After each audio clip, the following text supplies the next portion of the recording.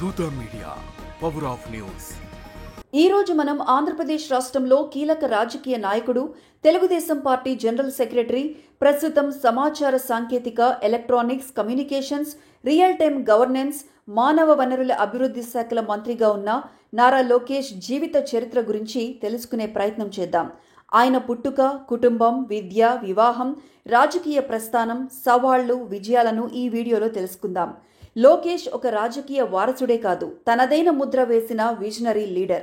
నారా లోకేష్ 1983 జనవరి 23న హైదరాబాద్లో, అంటే అప్పటి ఆంధ్రప్రదేశ్, ప్రస్తుత తెలంగాణలో ఒక ప్రముఖ తెలుగు కుటుంబంలో జన్మించారు. ఆయన తండ్రి నారా చంద్రబాబు నాయుడు, ఆంధ్రప్రదేశ్ ముఖ్యమంత్రి, తెలుగుదేశం పార్టీ అధ్యక్షుడు.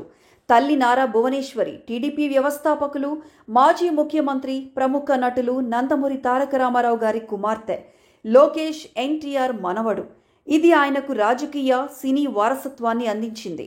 హైదరాబాద్లోని సాధారణ వాతావరణంలో పెరిగిన లోకేష్ బాల్యంలోనే తాత, తండ్రి రాజకీయ నిబద్ధతను చూస్తూ పెరిగారు. ఈ నేపథ్యం ఆయన భవిష్యత్తును రూపొందించింది. నారా లోకేష్ విద్యాభ్యాసం అత్యంత ప్రతిష్టాత్మకమైంది. హైదరాబాద్లోని ప్రముఖ స్కూళ్లలో ప్రాథమిక విద్యను పూర్తి చేసిన లోకేష్ అమెరికాలోని కార్నెగీ మెల్లన్ యూనివర్సిటీ నుంచి మేనేజ్మెంట్ ఇన్ఫర్మేషన్ సిస్టమ్స్లో బ్యాచిలర్ ఆఫ్ సైన్స్ డిగ్రీ పొందారు. 2008లో Stanford graduate school of business నుంచి MBA పూర్తి చేశారు. ఈ విద్య ఆయనకు టెక్నాలజీ, గవర్నెన్స్లో ఆవిష్కరణలకు బలమైన పునాది వేసింది. రాజకీయాల్లోకి రాకముందు లోకేష్ కుటుంబానికి చెందిన హెరిటేజ్ ఫుడ్స్ లిమిటెడ్లో ఎగ్జిక్యూటివ్ డైరెక్టర్గా పనిచేశారు. ఈ సంస్థ దేశంలో ప్రముఖ డైరీ, రీటైల్ కంపెనీగా గుర్తింపు పొందింది.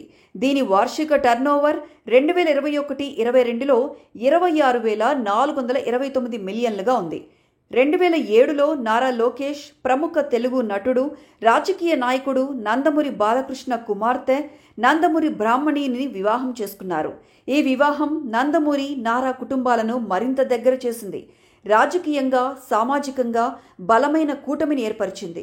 బ్రాహ్మణి హెరిటేజ్ ఫుడ్స్లో ఎగ్జిక్యూటివ్ డైరెక్టర్గా, ఒక విజయవంతమైన వ్యాపారవేత్తగా గుర్తింపు పొందారు.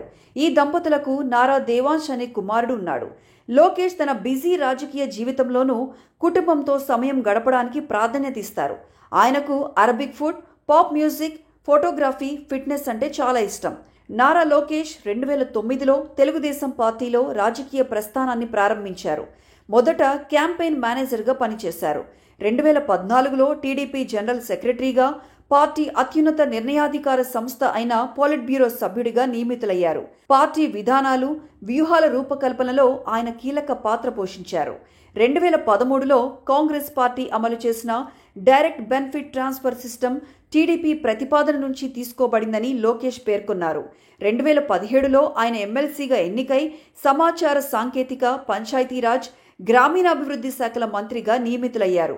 ఈ సమయంలో ఆయన టెక్నాలజీని ఉపయోగించి పరిపాలనలో పారదర్శకత, సామర్థ్యాన్ని పెంచేందుకు కృషి చేశారు. 2017-2019 మధ్య మంత్రిగా ఉన్న సమయంలో లోకేష్ ఆంధ్రప్రదేశ్లో డిజిటల్ గవర్నెన్స్ను ప్రోత్సహించారు. డ్రింకింగ్ వాటర్ సమస్యలు, పంచాయతీరాజ్ వ్యవస్థలో ఆవిష్కరణల కోసం టెక్నాలజీని వినూత్నంగా వాడారు. 2018లో ఆయనకు Skoch person of the year award, business world magazine నుంచి digital leader of the year అవార్డులు లభించాయి. Kalam centre for livable planet earth నుంచి Kalam innovation in governance award కూడా అందుకున్నారు. 2018లో వరల్డ్ ఎకనామిక్ ఫోరం ఎంటర్‌ప్రెన్యూర్‌షిప్ సమ్మిట్లో భారతదేశం తరపున పాల్గొన్న ఏకైక రాజకీయ నాయకుడిగా గుర్తింపు పొందారు. టీడీపీ ఆన్లైన్ మెంబర్షిప్ డ్రైవ్ను నిర్వహించి 53 లక్షల మంది కొత్త సభ్యులను చేర్చారు. ఇది దేశంలోనే ఒక ప్రత్యేక రికార్డ్. 2019 ఆంధ్రప్రదేశ్ శాసనసభ ఎన్నికల్లో లోకేష్ మంగళగిరి నియోజకవర్గం నుంచి ఎమ్మెల్యేగా పోటీ చేసి వైఎస్ఆర్ కాంగ్రెస్ అభ్యర్థి అల్లా రామకృష్ణారెడ్డి చేతిలో 5,337 ఓట్ల తేడాతో ఓడిపోయారు. ఈ ఎన్నికల్లో టీడీపీ కేవలం 23 సీట్లు సాధించి చరిత్రలో అత్యంత ఘోర పరాజయాన్ని చవిచూసింది. ఎన్నికల్లో పోటీ చేయకుండానే మంత్రిగా నియమితులైనందుకు లోకేష్ విమర్శలను ఎదుర్కొన్నారు. అయినప్పటికీ ఆయన పార్టీ కోసం అవిశ్రాంతంగా పనిచేశారు. యువతను ఆకర్షించేందుకు డిజిటల్ వేదికలను ఉపయోగించారు. 2019 ఓటమి తర్వాత లోకేష్ తన రాజకీయ వ్యూహాన్ని మార్చుకున్నారు. 2023 జనవరి 27న ఆయన యువగళం పాదయాత్రను ప్రారంభించారు. ఇది 226 రోజులు 3132 కిలోమీటర్లు సాగింది. కుప్పం నుంచి ఇచ్చాపురం వరకు సాగింది. ఈ పాదయాత్ర ద్వారా యువత సమస్యలను అర్థం చేసుకుని ప్రజలతో నేరుగా మమేకమయ్యారు. 2024 ఆంధ్రప్రదేశ్ శాసనసభ ఎన్నికల్లో లోకేష్ మంగళగిరి నియోజకవర్గం నుంచి 91,413 ఓట్ల భారీ మెజారిటీతో గెలుపొందారు. ఇది 39 ఏళ్లలో టీడీపీకి ఈ నియోజకవర్గంలో మొదటి విజయం. ఈ ఎన్నికల్లో ఆయన రాష్ట్రంలో 3వ అత్యధిక మెజారిటీ సాధించారు.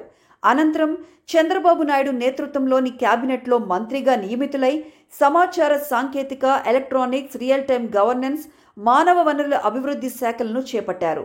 లోకేష్ ఎన్టీఆర్ మెమోరియల్ ట్రస్ట్లో ట్రస్టీగా విద్య, ఆరోగ్యం, విపత్తు నిర్వహణ, నైపుణ్య అభివృద్ధి కార్యక్రమాలను నిర్వహిస్తారు.